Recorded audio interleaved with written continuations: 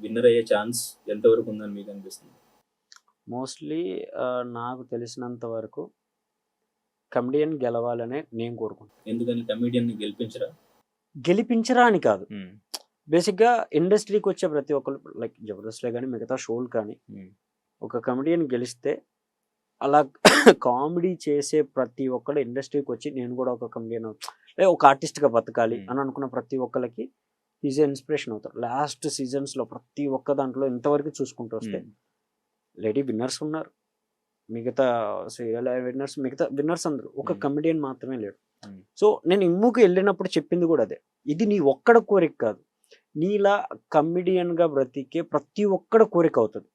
So నువ్వు గెలిస్తే వాళ్ళది కూడా విజయం అవుతుంది.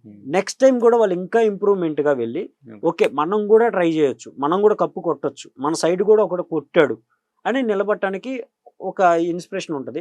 మనం ఏ ఇన్స్పిరేషన్తో అయితే ఇక్కడ దాకా వచ్చామో నువ్వు వాళ్ళకు ఒక ఇన్స్పిరేషన్ అవుతావు.